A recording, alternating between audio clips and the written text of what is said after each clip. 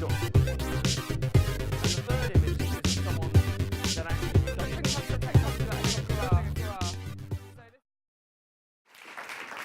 All right. Hey, I'm Joyce Park. I'm from Silicon Valley, California.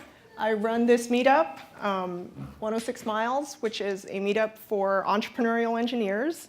And my partner, the Panda, and I, my business partner, have run it for, this is our 15th year. So I'm not working right now, which is why I don't have like some big fancy. And I have a funny story about that because I got to Heathrow 2 days ago. And usually, like, you know, passport control in every country just lets me right through because I'm an Asian American woman, you know, and we're in the lowest risk group of like everything. So, but this one woman, the passport control, she was like super hard. And so she kept asking me like, you know, where do you work? And I was like, well, I'm unemployed, which in Silicon Valley is like no big deal, right? Like, I've been fired from every job I've ever had. And you know, when would you have time to travel if you were never unemployed? But she, I think, took this as a moral affront, like I was trying to sneak into the UK and like go on the dole here or something. And so she kept hammering me like, you know, why are you unemployed? Why are you unemployed? Why are you unemployed? And finally, I realized like I had to give her a sob story. So I was like, you know, well, in fact, I'm giving a talk about chronic illness, and she's like, what do you know? I'm like, you know, like, do we have to get personal?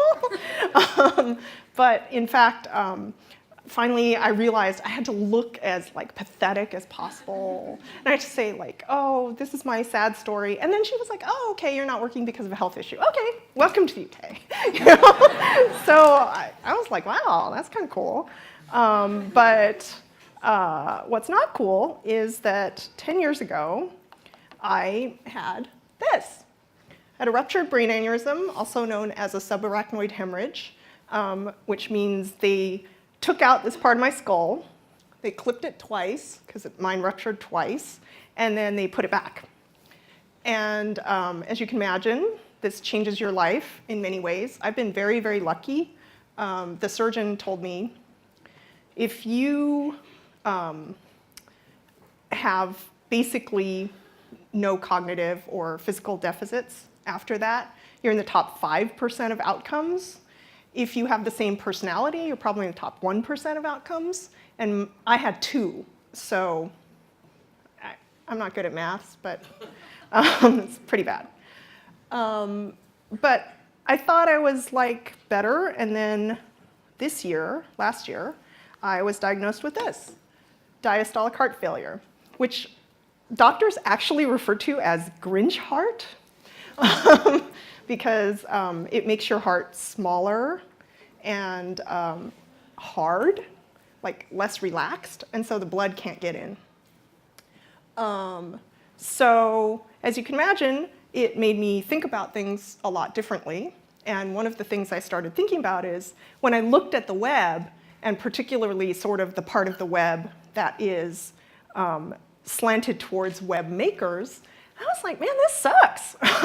You know, there was no acknowledgement that I existed. There was nothing out there. There was a lot of stuff that was very alienating to me and not that much that sort of spoke to me. So let's look at chronic disease. Now, maybe you guys are a lot healthier than Americans, but our government says that 6 in 10, which means that 15 to 19% that we've all heard of accessibility needs is just a gross, gross understatement. And if you look at these causes, I think I got like a triplet here, because I've had a stroke, heart disease, and it turns out the heart disease is probably caused by a tumor in on my kidney. So yeah, batting 1,000. But also, if you think about it, look at all of these other chronic conditions that people, probably a lot of you, are living with, and the medications that they entail, which change our behavior, they change our abilities, and they change our perception. So I just wanted to use this slide. They walk among us, but actually they are us. And when you're a web maker and you're looking at the content, the design, and the technology that you're working with, maybe you should think about us. So my definition of chronic illness is actually a little bit different than a lot of people's, because what I realized after talking to all these doctors is chronic illness is when your doctor says you still have to eat healthy food.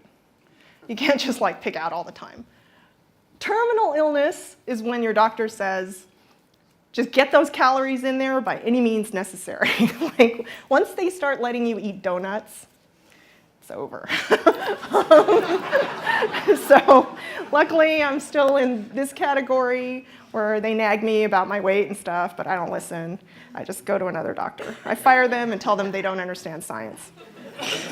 Okay, so let's look at some examples of some anti-patterns, and then I'm going to actually say some positive stuff and like show you some really good things.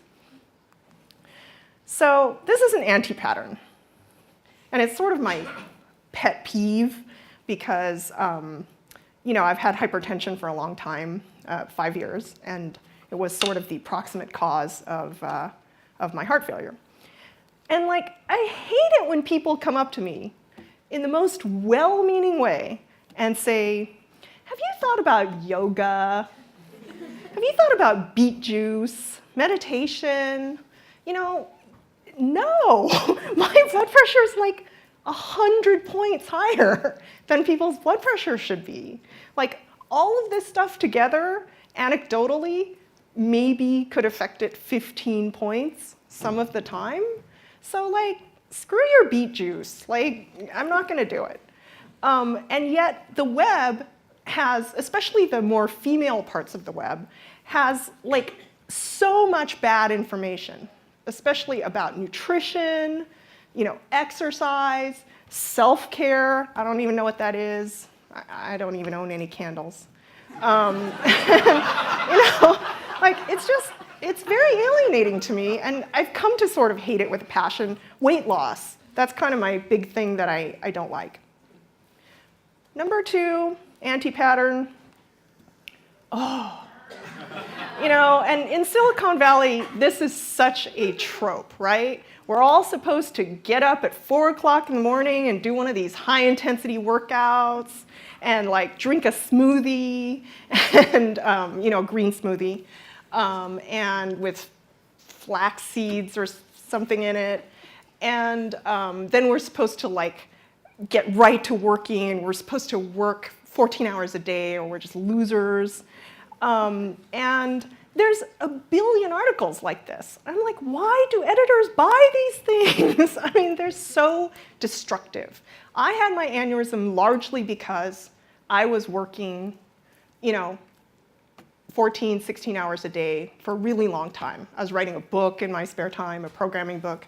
I mean, and I'm positive that it had something to do with it, because every time we'd go into like, death march mode, it was like a death march for me. I'd be taking like handfuls of Advil. I've heard it's really expensive here because you're not supposed to do that. But in America, you can get 500 tablets for like $1, So it's so destructive to us. And why do we need to buy into this mythology that like, oh, Elon Musk does not sleep? Elon Musk is on drugs. That's why he doesn't sleep. I mean, you know it, I know it. Okay. So, this is very alienating to anyone with, a chronic illness and all of that. Okay, this is another thing. This is actually blown up like 5 billion times, right? This is a paper. After I had my aneurysm, I started reading a lot of medical papers. And like, this is a really good paper. It actually tells me what my odds are of dying from another aneurysm or from an aneurysm-related cause. But like, can you read this? I mean, why did they make it like this? This is a bad layout, and particularly for people with a chronic illness who might not have fine motor control, who might have visual problems. You know, this is awful. Okay, and then my favorite, let's get to the tech.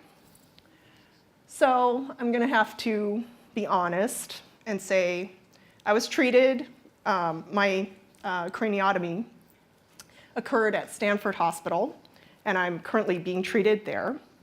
My craniotomy,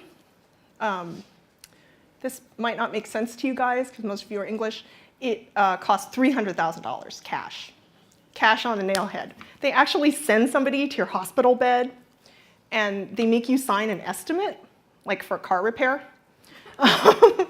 And the estimate was for $100,000, which is still a lot of money, but it's not $300,000.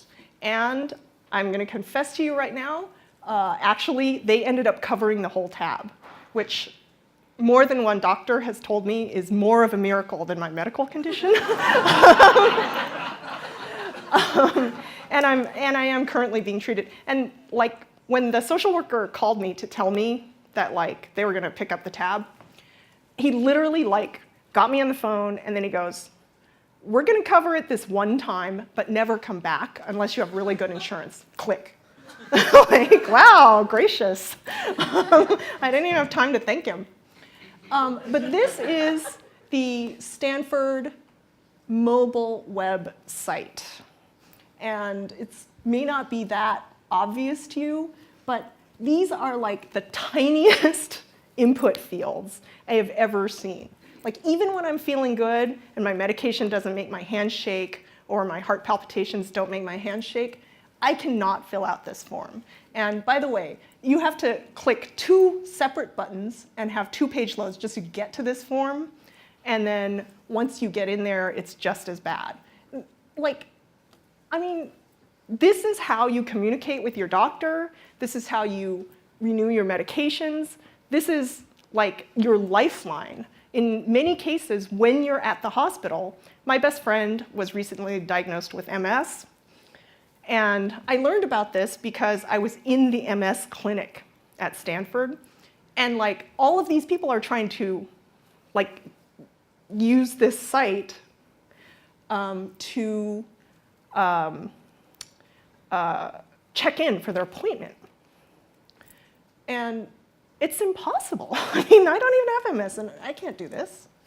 So those are some anti-patterns that, you know, as web makers, please think about them a little bit. And next time you're building something, I mean, I wish I could say, like, there's some tool that you can use to help you test for accessibility. But for this type of accessibility, there's no tool. It's just your common sense, your judgment.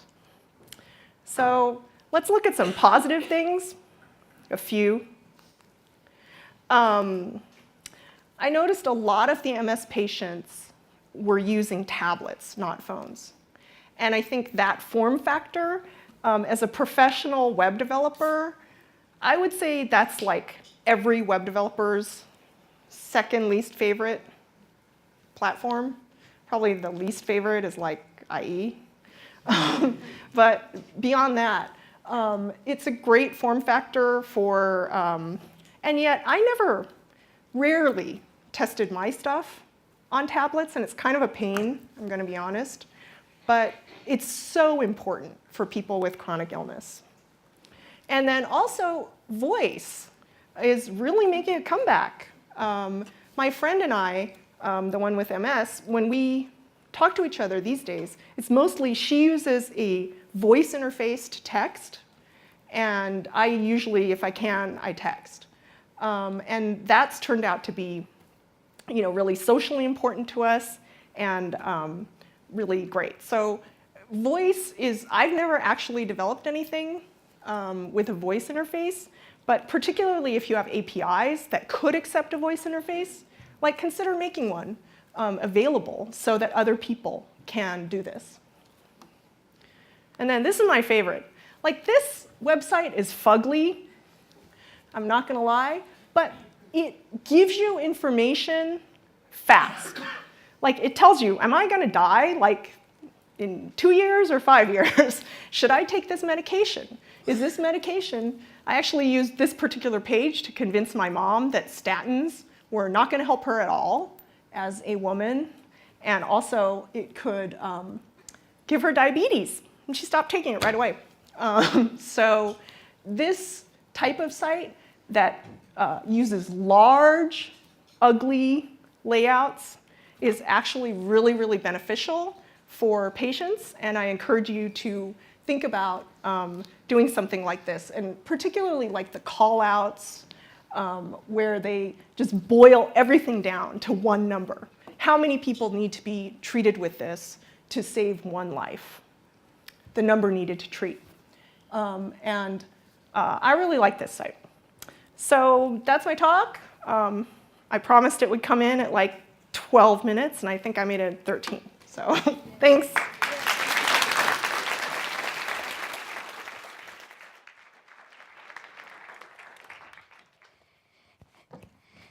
Thank you, Joyce. So, yeah, I mean, I had a conversation at lunchtime, and it was on this topic of, you know, is accessibility really just about you know, people with visual impairments, issues with hearing, and these sorts of things, or should we be taking a broader view? And actually, I just realized, Steph, did we get you mic'd up? Yes. Oh yeah, awesome. I am so on it. So yeah, you know, one of the really key issues when I was thinking about accessibility was how do we put people at their ease? Because if people are uncomfortable in an environment, then that environment is not accessible to them. And I mean, it's funny how the themes of these conferences emerge. The reason I went with Accessible Craft was because I saw a talk by Ben Fletcher, and I was just so blown away. I thought, I want a whole conference inspired by that.